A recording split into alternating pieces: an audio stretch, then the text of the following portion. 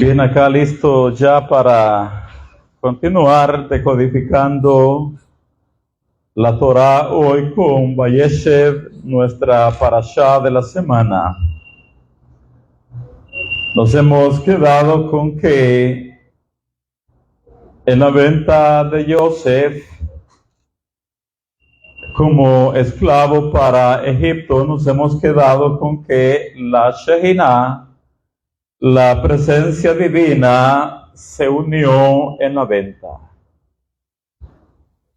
Hemos visto del Zohar HaKadosh que HaKadosh Baruj Hu no solo consintió, sino que se unió a los 9 hermanos de Yosef para hacer la venta. Eso significa que los 9 actuaron en conformidad a la voluntad divina. ¿Por qué? Ya lo dije.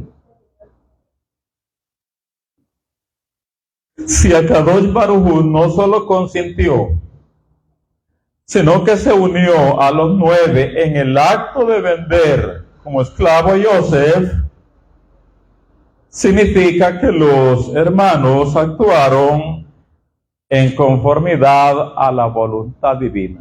De lo contrario,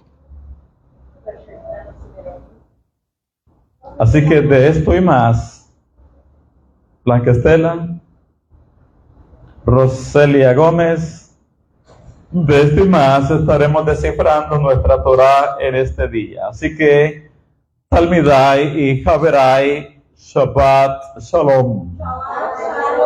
Y bienvenidos a estudiar Torah, hoy Parashá Vayeshev, Parashá número 9.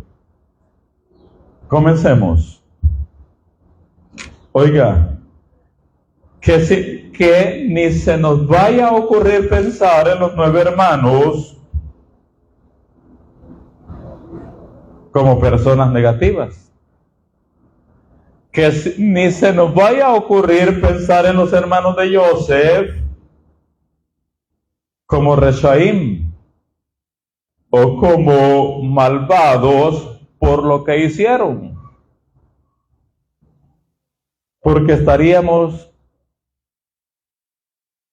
interpretando erróneamente la Torah. De hecho, el Zohar, hablando de los 9 hermanos de Yosef, 10 después con Reuben, el Zohar dice que todos ellos eran tzadikim y devotos, constituyendo el sostén de todo el mundo en lo alto y en lo bajo. Todos ellos eran tzadikim y devotos, constituyendo el sostén de todo el mundo en lo alto y en lo bajo. Así que, ¿qué estamos diciendo? Que ni se nos vaya a ocurrir pensar en los hermanos de Yosef como personas negativas. Fuera de cámaras hemos estado hablando que todo lo que ellos hicieron, lo hicieron apegados a la Torah del Eterno y con el aval del Creador. Ahora, después de la venta de Yosef, recordemos que Reuben no estuvo presente, ¿verdad? ¿Y por qué no? Sí, ese día le tocaba el turno a Reuben de atender a Jacob, su padre. Y por lo tanto, Reuben no estuvo presente a la hora de la venta de Yosef como esclavo, pero lo asociaron después. Y lo hicieron jurar también que el secreto, o sea, de lo que se había hecho, nadie abriría su boca para revelar el asunto a nadie. Incluso a quién más se involucraron, a quién más comprometieron. Entonces, después que terminó el turno, Reuben de atender a su padre, volvió al pozo. Regresó a la cisterna y al no encontrar a Yosef, ¿qué creen que ocurrió con él? ¿Quién fue el de la idea que lo tiraran ahí? Sí, fue Reuben. ¿Y cuál era el plan de Reuben? Sí, pero hoy que termina el turno de atender, de asistir a su padre y regresa al pozo, a la cisterna, para procurar sacarlo, encuentra que el pozo, la cisterna está vacía y que Joseph no está ahí. Y por eso las palabras que él habló, la Torá las registra, dice, después Reuben volvió a la cisterna y no halló a Joseph dentro y rasgó sus vestidos. Y volvió a sus hermanos y dijo, el joven no parece. ¿Y yo a dónde iré yo? ¿Y yo a dónde iré yo? ¿Qué quiso decir? ¿Ah? ¿Qué cuenta le daré a mi padre? Bien, ¿qué cuenta le daré a mi padre? ¿Otro?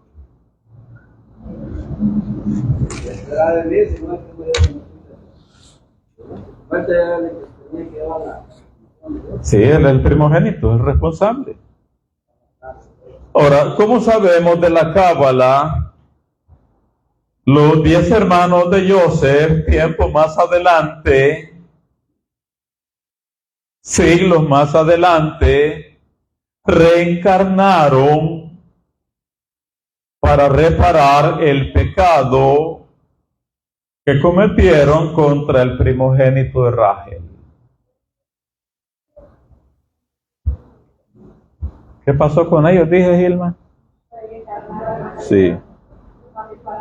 Siglos más adelante, los hermanos de Joseph reencarnaron para reparar el pecado que cometieron contra el primogénito de Rachel. Sus almas volvieron a venir, transmigraron o reencarnaron y regresaron al mundo. Esto fue después de la época del Segundo Templo, en los días del emperador César Adriano. Y vinieron los hermanos de Joseph como los 10 rabinos más grandes de esa época. ¿Cómo vinieron? Si es que el estatus que ellos tienen como Bene Israel, como las tribus de Israel, no podían venir en un estatus, y por lo tanto a la hora de reencarnar volvieron como los 10 rabinos más grandes de esa época,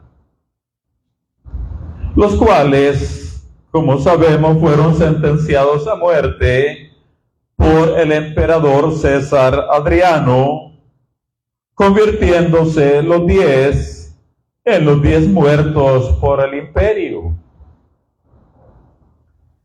Estos 10 rabinos ejecutados, que eran la reencarnación de los 10 hermanos de Joseph, hasta el día de hoy, en el mundo judío son llamados los 10 Arugé Malhut, los 10 muertos por el reino. ¿Y por qué que los ejecutó César Adriano?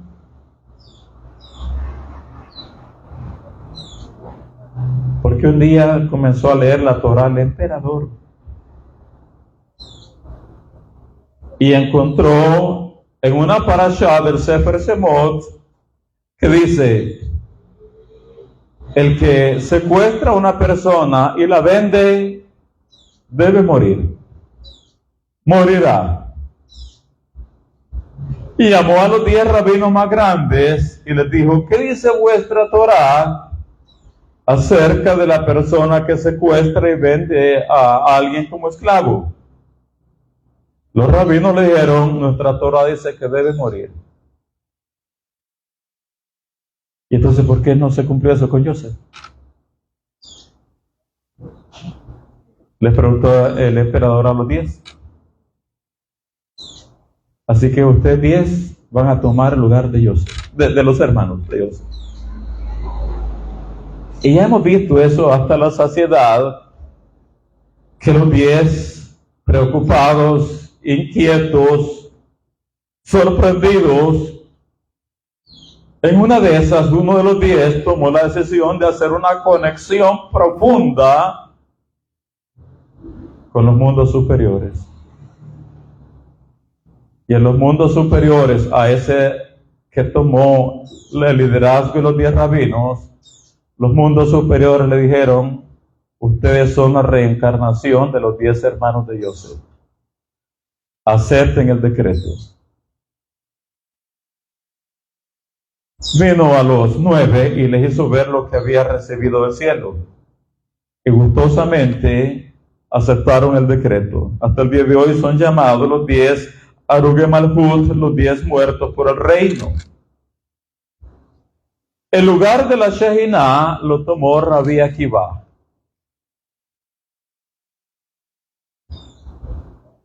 Reuben, ya que no participó en la venta de Yosef como esclavo, a él, nos dicen los sabios del Sol, le corresponde otro tipo de reparación, otro tipo de tikkun. Y es que es cierto, Reuben no participó en la venta de Yosef, pero él fue quien dijo: tírenlo al pozo, ahí échenlo. Debió, como primogénito, ser más firme. Como primogénito debió establecer su autoridad y oponerse a sus hermanos. ¿No le hubieran hecho caso? Claro, si el primogénito se respeta. ¿No debió haberlo defendido incluso hasta con su propia vida? Claro, pero le faltó firmeza, le faltó carácter y valentía. Y claro, al decir: tírenlo al pozo, échenlo ahí en la cisterna, con esto Reuben trajo sufrimiento a su hermano, porque en ese pozo, como ustedes saben, Yosef estaba aterrorizado. ¿Por qué? Porque estaba lleno de serpientes y escorpiones. Y si no hubiera sido porque el Creador le guardó, de ahí ni siquiera hubiera salido Yosef y su cuerpo entero.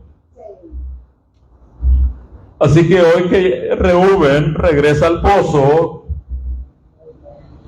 ya Yosef ya está vendido, ya va de camino a Mizraim para ser vendido allá como esclavo. Hoy que Reuben regresa al pozo, Yosef por lo tanto no está, y la palabra que él dice: Veani ana aniba, Veani ana aniba. Y ahora, ¿a dónde vengo yo?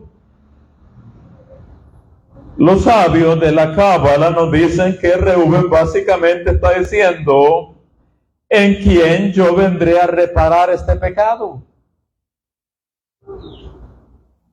Veani ana aniba. Los sabios de la Cábala dicen que Reuben está diciendo: ¿en quién yo vendré a reparar este pecado? Sí, que provocó sufrimiento Yosef.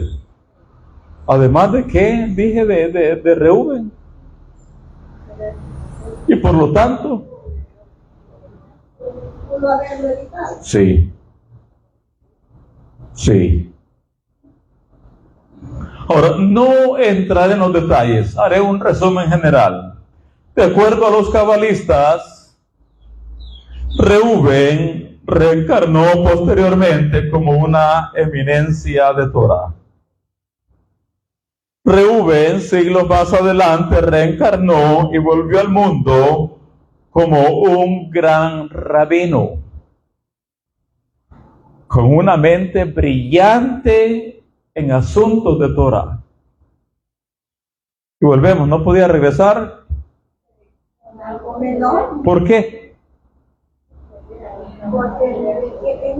Porque él es el primogénito de Jacob. 1, él es parte de las tribus de Israel. 2, 3, es de un nivel de conciencia muy elevado. Y por lo tanto, siempre decimos que uno regresa en el estatus en que se fue. Y reencarnó como una eminencia, como un gran rabino, una mente brillante en asuntos de Torah en esa época que básicamente no había alguien como él.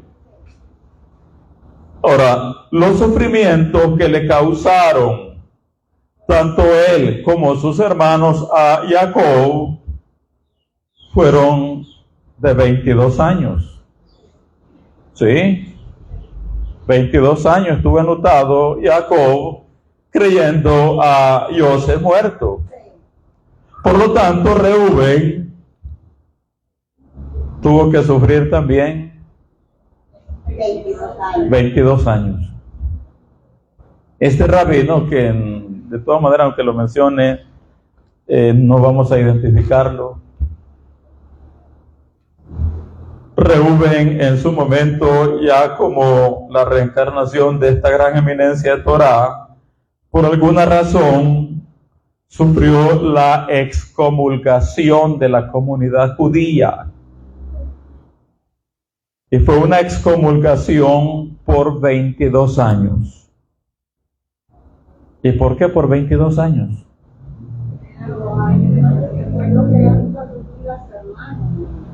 Reparando así el pecado de los 22 años que hicieron sufrir a su padre.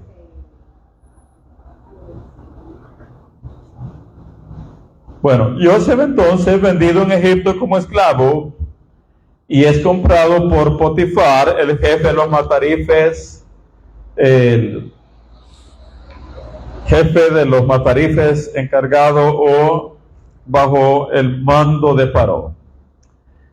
Así llegamos ahora al capítulo 38. Ahora Yehudá es depuesto como el líder de sus hermanos. Sus hermanos lo bajaron de rango. Sus hermanos terminaron echándole la culpa a él de todo. Vieron a su padre llorar y al final, ¿a quién echaron la culpa? ¿Por qué?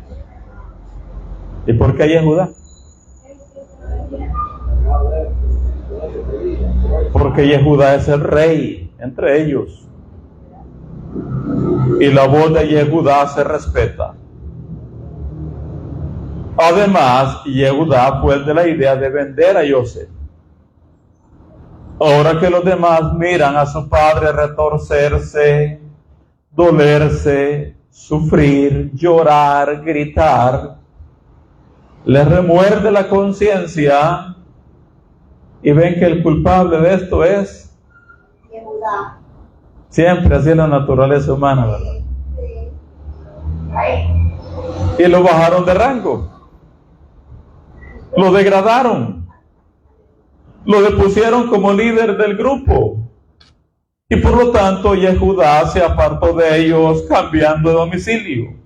En ese contexto leemos el capítulo 38. Voy a leer un poquito para que comentemos. Dice: aconteció en aquel tiempo que Yehudá se apartó de sus hermanos. Si usted mira en hebreo, el verbo es diferente.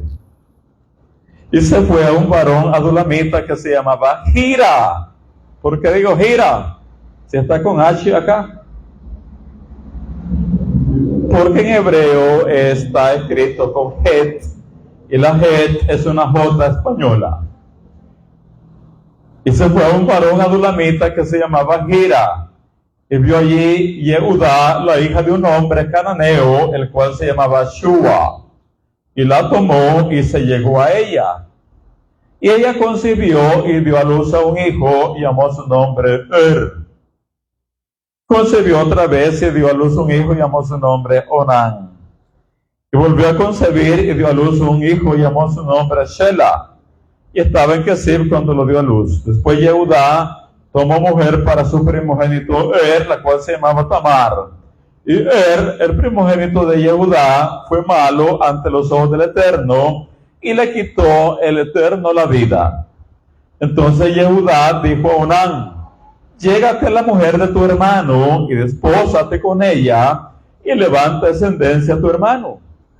Es el 9. Y sabiendo Onán que la descendencia no había de ser suya, sucedía que cuando se llegaba a la mujer de su hermano, perdía o eyaculaba en tierra, por no dar descendencia a su hermano. Y desagradó en ojos del Eterno lo que hacía, y a él también le quitó la vida. ¿Sí? Oiga, siempre nosotros vemos donde no debemos de ver, y juzgamos por donde no debemos de juzgar. Fuera de cámaras hemos estado diciendo que siempre vemos que los bonitos de la película, los malos de la película son los hermanos de Joseph. Y es al revés, ¿verdad? Y lo mismo ocurre acá en esta historia. Tenemos la tendencia siempre a ver donde no debemos ver y juzgar donde no debemos juzgar. Oiga, Tamar no era matamaridos. ¿Qué no era Tamar? Pero Yehudá, Él creía que era ella, amor. sí. Sí. ¿Pero cuál es el problema que tenemos, Lorena? Que miramos donde no tenemos que ver y buscamos donde no tenemos. Sí. Ella no es matamaridos. Se le murió el primero, se le murió el segundo, y ahora Yehudá, padre, ¿qué dijo? Esta me va a matar a mi tercer hijo. Cuando ya había crecido, ¿verdad? Y por eso no se lo dio. Si ya murió si ya murió Onán, y se le murieron a esta mujer, si le doy a Shelah, Me deja sin hijos. me deja sin hijos. Entonces por eso estoy diciendo que Tamar no es matamaridos. Digo esto porque siempre tenemos la tendencia a ver y juzgar lo que no es y por donde no es la cosa. No era ella la culpable. No era ella la culpable de la muerte de sus primeros dos maridos. Estos dos hombres, y Onán, ellos mismos se acortaron sus propias vidas por el Zera Levatalá. ¿Qué es el Zera Levatalá? Semen en vano, desperdiciar el semen, botarlo.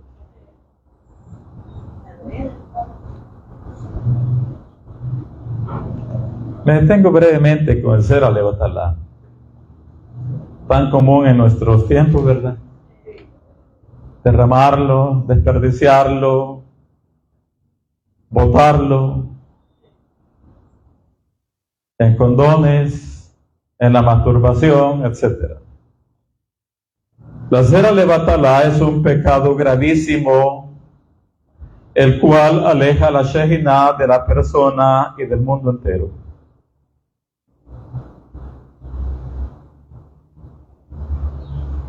Zera Levatalá cierra las puertas de las bendiciones. ¿Cuántas llevamos ya? 2. Zera Levatalá trae pobreza. ¿Qué trae? Zera Levatalá trae bloqueos. ¿Cuántos llevamos ya? se crean ángeles negativos que dañan a ese hombre y al mundo también. ¿Cuánto llevamos ya? Zera levatalá, semen botado, trae el cierre de las puertas al éxito.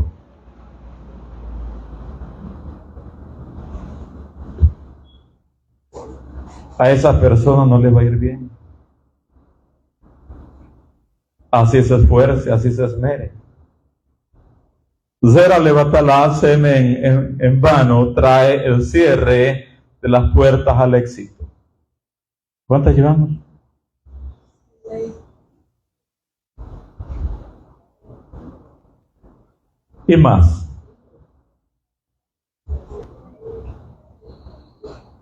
Y más. Mire qué precio alto tiene que pagar la persona por el Zera levatalá. Aleja la Shehinah. Cierra sobre su vida las puertas de las bendiciones. Le trae pobreza. Le trae bloqueos. Crea ángeles negativos, ángeles destructores que le dañan a sí mismo y dañan al mundo. Y le trae el cierre de las puertas al éxito.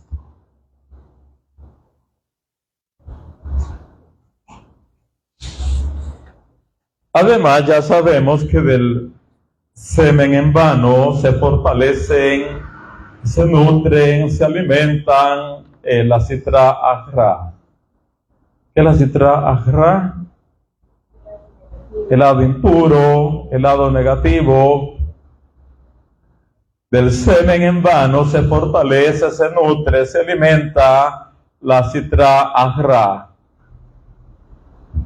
Por eso es que hemos hablado del Zohar, que hay 2 señoras que salen todas las noches a buscar hombres mientras están dormidos, estimulan sus genitales y los hacen eyacular, porque es de lo que el lado impuro se nutre. Ahora, Er y Onán, los 2 primeros hijos de Yehudá, no murieron porque Tamar fuera matamaridos. Pero eso fue lo que creyó Dilma. Hashem los mató. Hashem los mató, los cortó, los arrancó de este mundo por botar su semilla.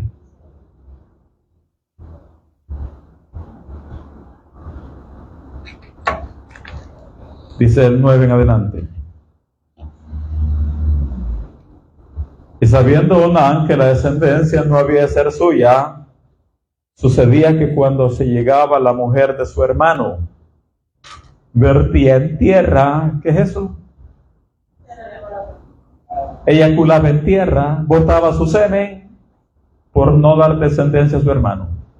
Y desagradó en ojos del Eterno lo que hacía, y a él también le quitó la vida. Versículo 11. Y Yehudá dijo a Tamar, su nuera: quédate viuda en casa de tu padre hasta que crezca Shela mi hijo. Porque dijo, ¿dónde dijo eso? Dentro de sí mismo. ¿Qué es lo que dijo? No sea que también me mate al tercero. No sea que muera él también, como sus hermanos. Y se fue a Tamar y estuvo en casa de su padre. Pasaron muchos días y murió la hija de Shua, mujer de Yehudá, quedó viudo. Después Yehudá se consoló y subía a los trasquiladores de sus ovejas, a Timnat, él y su amigo Hira, el adulamita. Y fue dado aviso a Tamar diciendo: y aquí tu suegro sube a Timnat a trasquilar sus ovejas. Entonces se quitó ella los vestidos de su viudez y se cubrió con un velo y se arrebozó y se puso a la entrada de Enaim junto al camino de Timnat, porque veía que había crecido Shela y ella no era dada a él por mujer.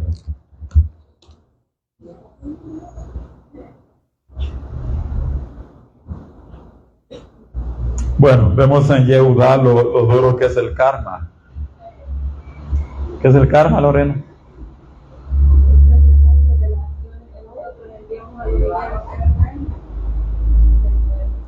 Yehudá pudo experimentar en carne propia lo duro, lo amargo, lo insufrible que es el karma. Yehudá hizo perder a su padre un hijo. Ahora él tiene que perder. Yehudá engañó a su padre con ropa. ¿Qué ropa? Sí. La túnica ensangrentada en la sangre de un cabrito, untada, llena en la sangre de un cabrito. Mira, así es la túnica de tu hijo, ¿no? ¿Cómo engañó a su padre? Ahora Tamar lo va a engañar. ¿Y cómo lo va a engañar? Con la ropa. ¿Y cómo así con la ropa?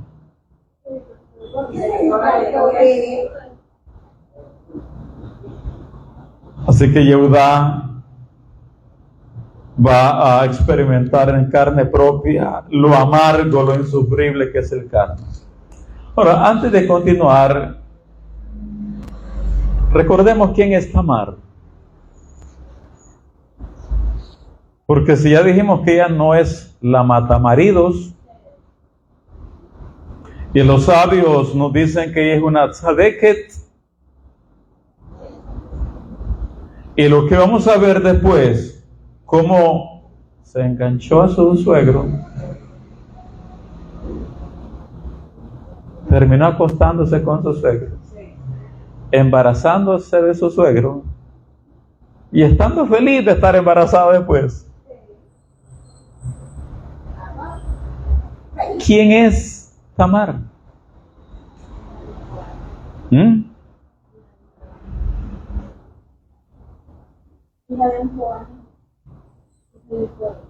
Sí, es la hija de Shem. Es la hija de Malquitzedek. Shem y Malquitzedek es el mismo. Por lo tanto, Tamar es hija de un Cohen. Tamar es hija de un Cohen. Hija nada más ni nada menos que de Shem, el hijo de Noach. Hija nada más ni nada menos que de Malquitzedek, el rey de Shalem. ¿Qué más? Oiga lo que nos dice el Zohar.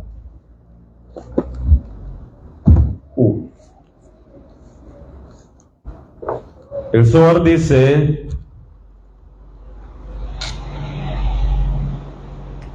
podría ser que Tamar, la hija de un Cohen, quien era modesta siempre. ¿Era modesta? ¿Cometiera incesto con su suegro? Contesta el Zohar: ella era una mujer recta e hizo esto con sabiduría. No era indecente, sino sabia, y sabía lo que saldría de esto. ¿Qué saldría? El Mashiach. Se aproximó a él, ¿a quién? A Yehudá, a su suegro, para traer beneficencia y verdad por medio de él. Una vez más, el Zohar dice: podría ser que Tamar, la hija de un Cohen, quien era modesta siempre, cometiera incesto con su suegro. Contesta: ella era una mujer recta e hizo esto con sabiduría. No era indecente, sino sabia, y sabía lo que saldría de esto. Se aproximó a él para traer beneficencia y verdad por medio de él. Palabra del Zohar HaKadosh. Oiga lo que también nos dice el Zohar. Y ella quitó así las vestiduras de su viudez. ¿Sí? ¿Y qué se puso? No. Él lo hubiera reconocido Yehudá. ¿Qué vestidura se puso? Una ramera, una prostituta. Por eso es que dice el Zohar, y ella quitó así las vestiduras de su viudez. Tamar era la hija de un Cohen. Y difícil imaginar que hubiese salido con la intención de cometer incesto con su suegro. Eso es algo que ni hay que creérselo. ¿Qué cosa? Que haya salido con la intención de cometer incesto con su suegro. Pues por naturaleza ella era casta y modesta. Era efectivamente virtuosa y no se prostituyó. Y fue merced a su más profundo conocimiento y sabiduría que ella se aproximó a Yehudá. ¿Por qué se aproximó a Yehudá, su suegro? ¿Debido a qué?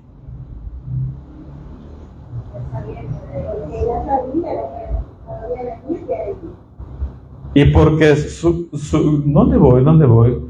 Y fue merced a su más profundo conocimiento y sabiduría que ella se aproximó a Yehudá, y un deseo de actuar bondadosa y fielmente hacia el muerto. ¿Hacia quién? Sí, por supuesto. Y Onán no quieren hacer regresar o más bien dicho, Onán no quiere hacer volver a y esa alma hay que volverla de regreso a este mundo. Hay que bajarla de nuevo.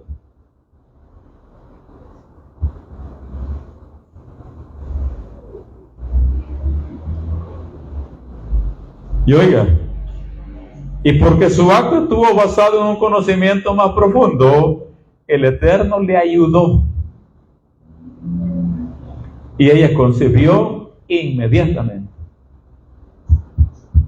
¿Quién le ayudó? ¿Para qué, Rosa Miriam? Para que ella consiguiera. Para que lograra engancharse bien a su suegro. ¿Qué más? Que usted se va muy...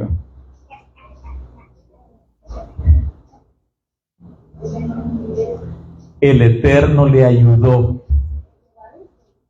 Y ella concibió inmediatamente. De modo que todo estuvo ordenado de lo alto. ¿Oyó, Rosa? Mira, ¿cómo estuvo ordenado? De lo alto, mujer. La plática, la de lo que ustedes tenían allí.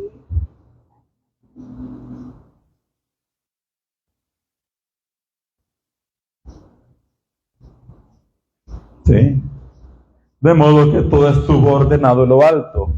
Oiga, si se pregunta, ¿por qué el Eterno no hizo que esos hijos nacieran de alguna otra mujer?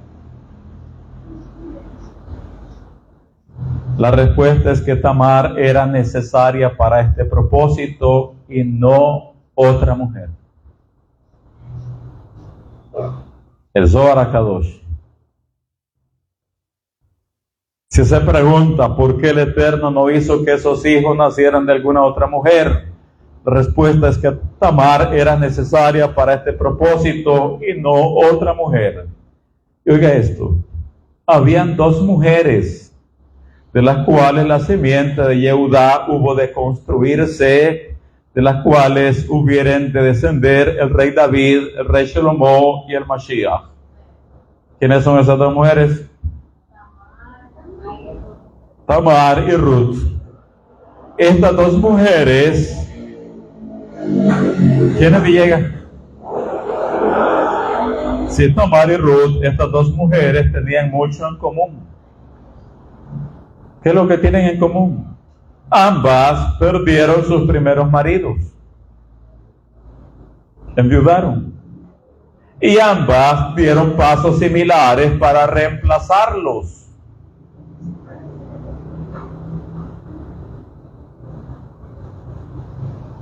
De manera similar, Ruth sedujo a Boaz.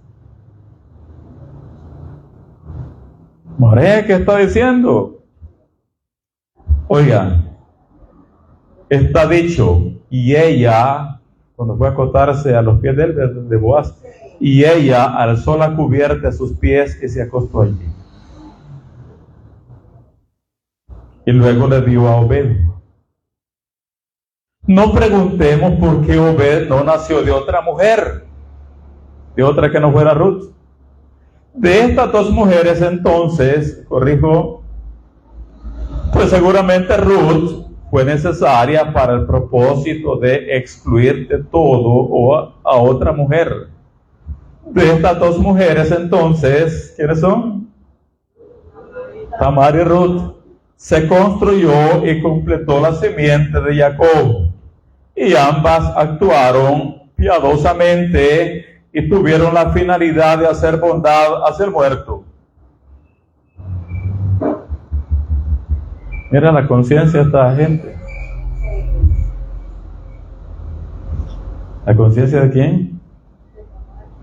Sí. Ellas no están viendo o buscando el placer como hoy en día, ¿verdad? Ellas tienen en su mente ¿quiénes? El alma de los muertos que tienen que hacer bajar.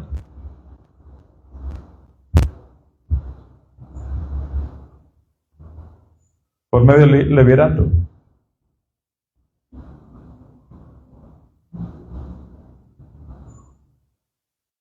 De estas dos mujeres entonces se construyó y completó la simiente de Jacob, y ambas actuaron piadosamente y tuvieron la finalidad de hacer bondad hacia el muerto, y subsiguientemente para el apropiado establecimiento del mundo.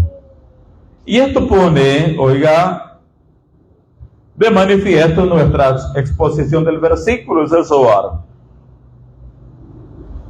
Por lo cual alabó a los muertos que ya son después muertos, pues mientras sus primeros esposos vivían, no hubo mérito para ellas, pero después fueron buenas para algo, y así estas dos mujeres se ejercitaron en bondad y verdad con los muertos, y el Eterno les ayudó en esta obra, y todo se hizo adecuadamente.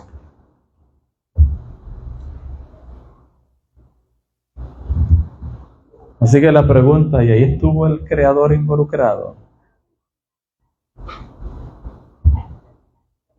Es lo mismo que dijimos fuera de cámara. Y en el caso del incesto, las hijas de Lot con su padre, ¿estuvo el cielo involucrado también? Sí, ya lo vimos en su momento.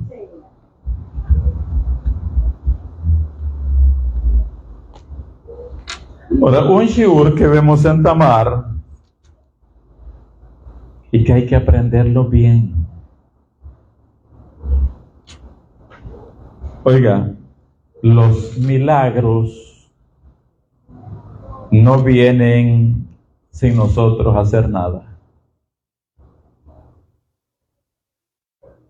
¿Qué dije?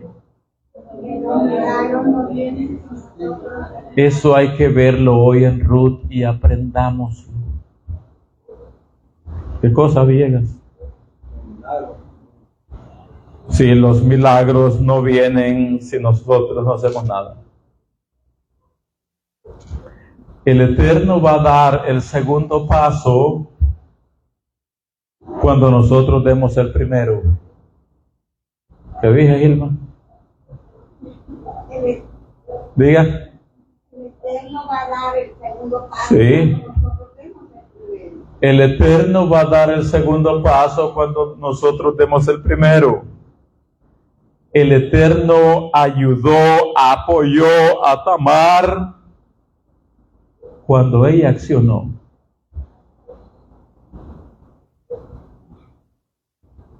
El principio de Zohar. Los mundos de arriba solo son activados cuando acá abajo se genera primero la acción. Si Tamar se hubiera quedado inactiva, cruzada de brazos, resignada a que, bueno, mi suegro no me dio a Sheila, ya creció, no me lo dio. Quizás así estaba decretado. Tamar, una vez oyó la noticia que su suegro venía por el camino, por la zona. ¿Qué fue lo que hizo? ¿Qué hizo?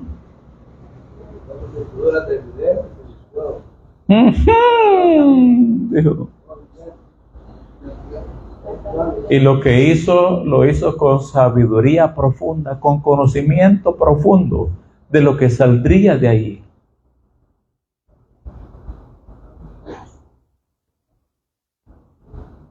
Los milagros no vienen sin nosotros hacer nada.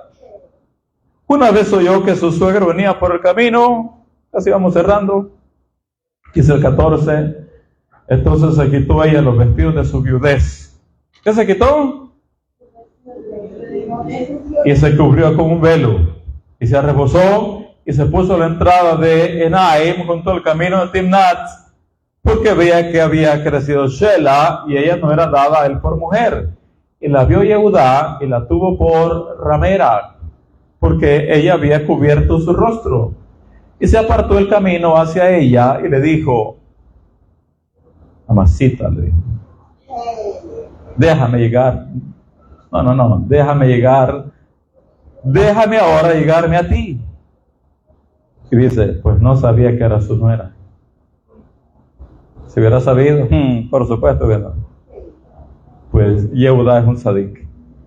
Y ella pues ella dijo, ¿qué me darás? ¿Qué me darás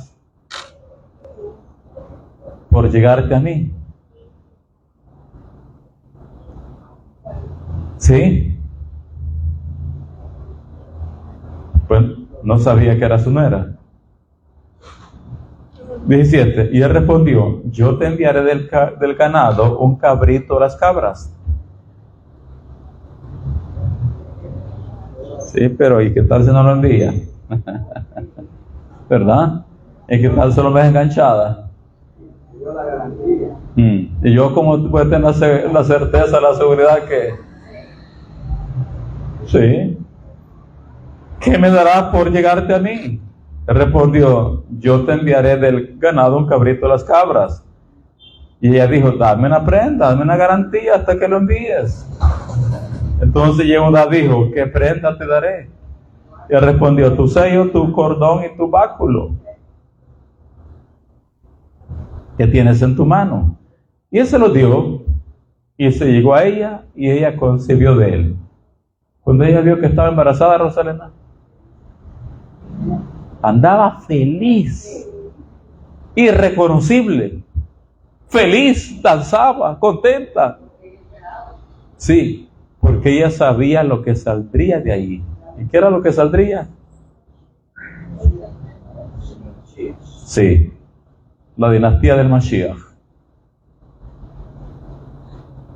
Luego se levantó y se fue y se quitó el velo de sobre sí y se vistió las ropas de su viudez. Y Yehudá envió el cabrito de las cabras por medio de su amigo el adulamita para que éste recibiese la prenda de la mujer. Pero no la halló. Y preguntó a los hombres de aquel lugar diciendo, ¿dónde está la ramera de Naim junto al camino? Y ellos le dijeron, no ha estado aquí ramera alguna. Entonces él se volvió a Yehudá y dijo, no le he hallado. Y también los hombres del lugar dijeron, aquí no ha estado ramera. Y Yehudá dijo, tómeselo para sí, para que no seamos menospreciados.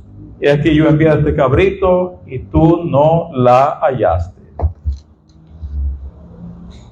Así que el Zohar dice, el Eterno la ayudó y ella concibió inmediatamente. En la primera y única eyaculación, ¿verdad? ¿Sí?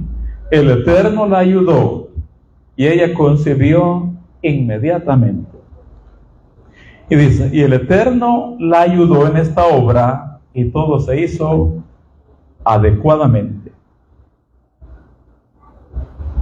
Entonces, la lección que tenemos de Tamar es que los milagros, Rosalena, ¿sí? Si se hubiera quedado Tamar nada más esperando a que tuvieran a Sheila, ¿sí? Bueno, así estaba decretado. ¿Cuál?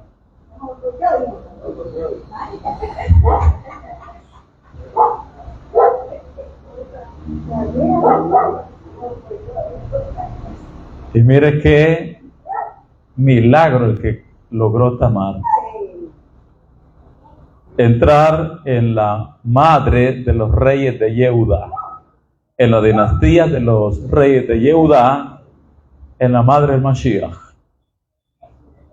Cierro, el tiempo nos comió. Cierro el capítulo, dice el 24. Sucedió que al cabo de unos 3 meses fue dado aviso a Yehuda diciendo: Tamar, tú no eras fornicado, y ciertamente está encinta a causa de la fornicación. Y Yehuda dijo: sacadla y sea quemada. ¿Por qué quemada? Porque hacía de un Cohen. Y la Torah dice que si la hija del Cohen comenzara a fornicar, que sea quemada al fuego. Dice el 25, pero ella, cuando la sacaban, envió a decir a su suegro: del varón cuyas son estas cosas, estoy encinta. También dijo: mira ahora de quién son estas cosas, el sello, el cordón y el báculo. No avergonzó a su suegro, ¿verdad? Entonces Yehuda lo reconoció y dijo: más justa es ella que yo, por cuanto no le he dado a Shelah mi hijo, y nunca más la conoció. Y aconteció que al tiempo de dar a luz, he aquí había gemelos en su seno. Sucedió cuando daba luz que sacó la mano el uno, y la partera tomó y ató a su mano el hilo de grana, diciendo: este salió primero. Pero volviendo él a meter la mano, y aquí salió su hermano. Y ella dijo: ¿qué brecha te has abierto? Llamó su nombre, en hebreo dice, Pérez. De aquí que todos los que tienen apellido Pérez, ni lo dude, son de la tribu de Yehuda. Sí. Después salió su hermano, el que tenía en su mano el hilo de grana, y llamó su nombre. Bien, acá nos quedamos con esta sesión de Torah de la Parashá Vayeshev. Besrat Hashem, continuaremos a las 15 horas con 15 minutos, hora de El Salvador. Shabbat Shalom. Shalom.